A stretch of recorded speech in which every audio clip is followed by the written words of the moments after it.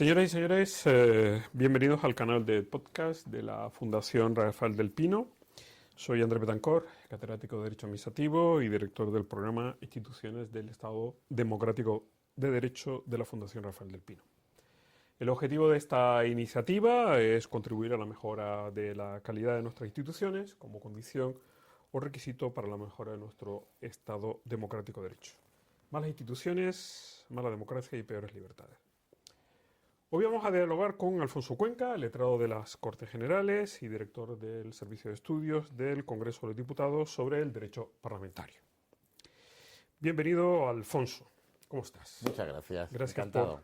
por estar aquí con nosotros y compartir este tiempo con nosotros, que vamos a hablar de un tema ciertamente muy interesante, pero curiosamente muy desconocido, que es el derecho parlamentario. El derecho parlamentario. Por tanto, a la vista de esa contradicción, vamos a comenzar por lo más básico. ¿Qué es el derecho parlamentario y por qué es importante? Ilustra a nuestros oyentes sobre estas dos cuestiones. Muchas gracias ante todo. Y he de comenzar señalando que tradicionalmente los juristas han señalado con cierta sorna que la expresión derecho parlamentario es un oxímoron. Pero nada más lejos de la realidad, por cuanto que el derecho parlamentario tiene como función, coincidente con la del derecho en general, encauzar conflictos sociales, en este caso políticos, que se producen en el área del Parlamento. Y es el derecho de los que crean derecho, es un derecho que podemos denominar en carne viva. Es un derecho ágil, flexible, pero por otra parte solo podemos hablar de derecho parlamentario en un contexto democrático. ¿Por qué? Porque su vocación más esencial es la protección de los derechos de la minoría.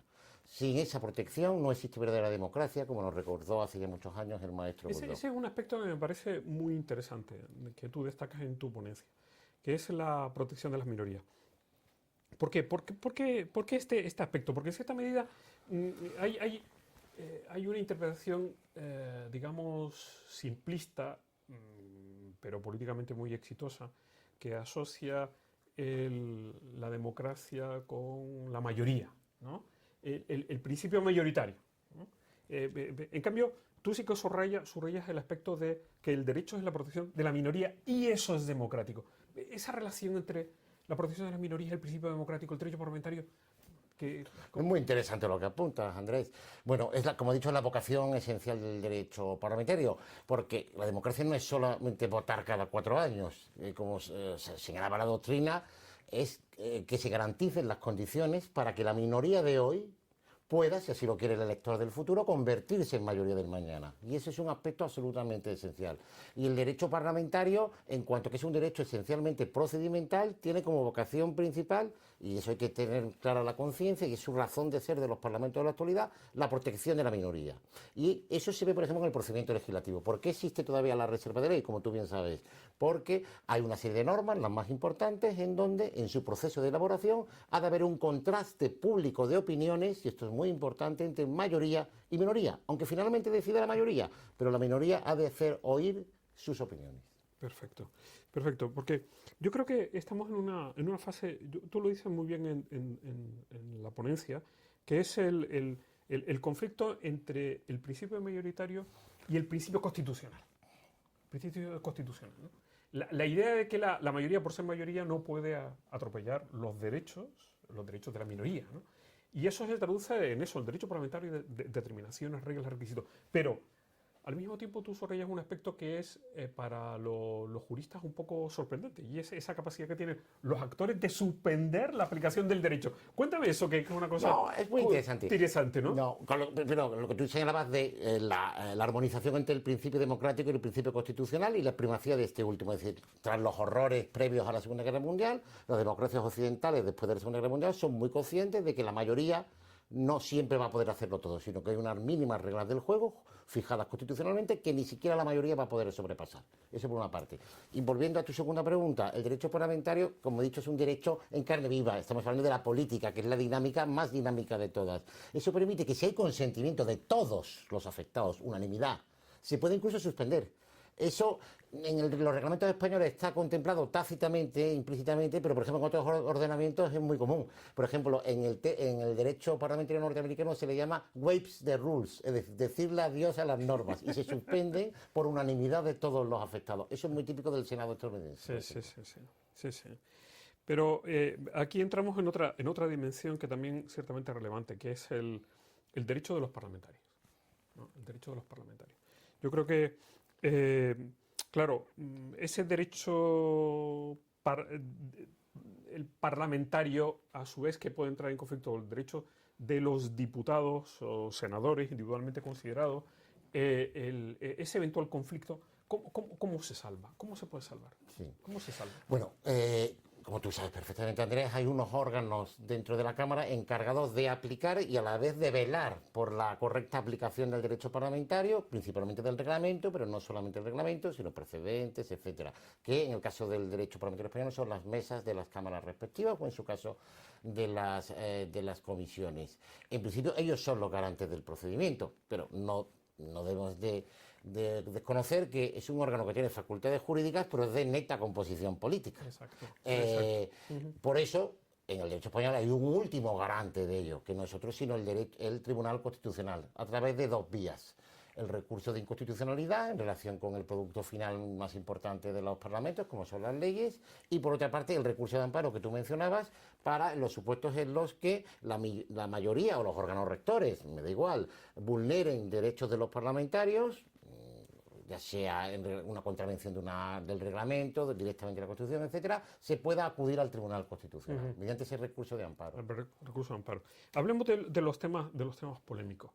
De los temas polémicos, porque, claro, a veces da la sensación de que el procedimiento legislativo es muy lento, en fin, pero luego, paralelamente, se dice todo lo contrario. Es decir, que se puede habilitar procedimientos de urgencia que permiten la aprobación poco menos que de leyes en unos plazos tan cortos que incluso la minoría puede acusar a la mayoría de atropellar sus derechos. Esta es una manifestación de esa flexibilidad que tú denunciabas, pero también no es una fuente de conflicto en relación con el procedimiento legislativo. Sí, claro, porque la flexibilidad tiene un límite, como todo en la vida, y en el término medio está la virtud.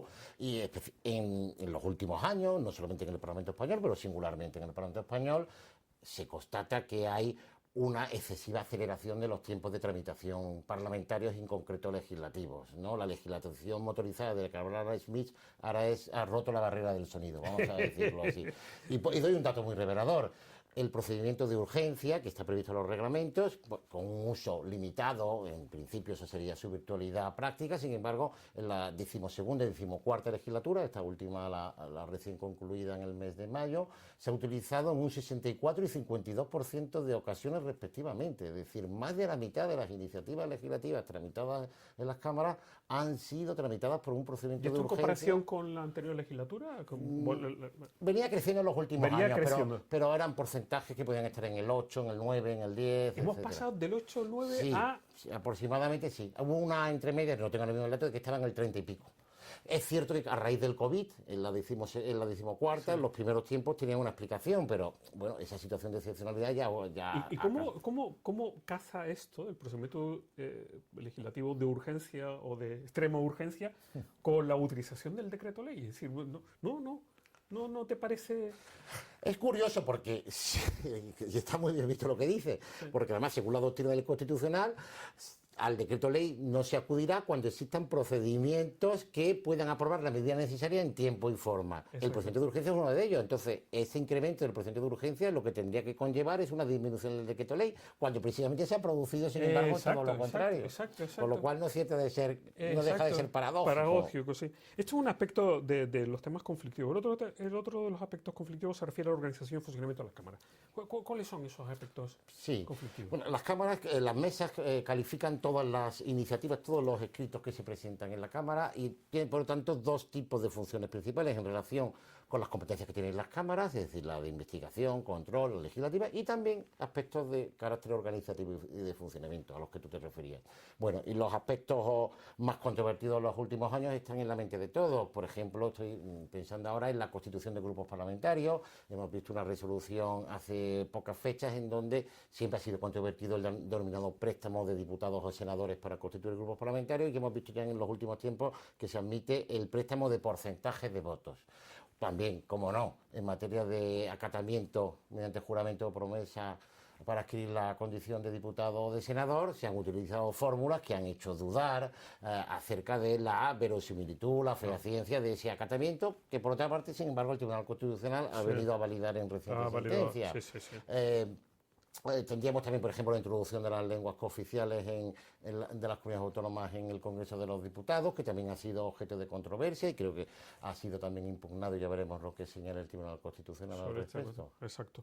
Y ya por último, para finalizar este podcast, hay un tema que tú al final destacas, ¿no? Sí. Que es la cultura. La cultura institucional. Este es un aspecto que lo hemos hablado muchas veces, ¿no? Es decir, la idea de a quién le importa esto, ¿no? Es decir, que se cumpla o no se cumpla, se respete o no se respete. En fin, da la sensación de que nos preocupa solamente un par de chalaos, ¿no? Juristas que nos entretiene o nos divierte este asunto como si fuese un divertimento, ¿no? Cuando en realidad entendemos que es algo relevante, ¿no? Que es lo que tú Pues tú lo has dicho bien, y tú eres el máximo experto en esta cuestión, Andrés.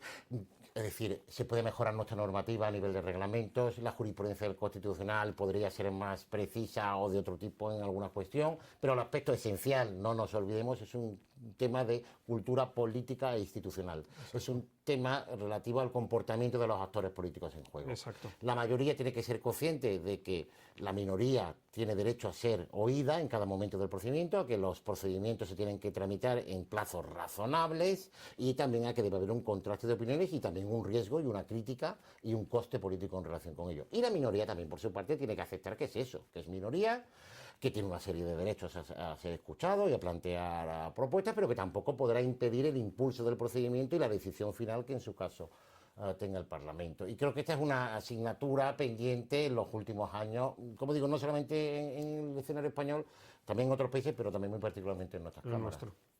Muy bien, pues muchísimas gracias, Alfonso. A ti, Andrés. Y en la siguiente sesión hablaremos del régimen electoral y contaremos con Carlos Vidal, catedrático de Derecho Constitucional y vocal de la Junta Electoral. Gracias a todos ustedes por su atención y les invitamos a que continúen siguiendo este canal de podcast. Muchas gracias.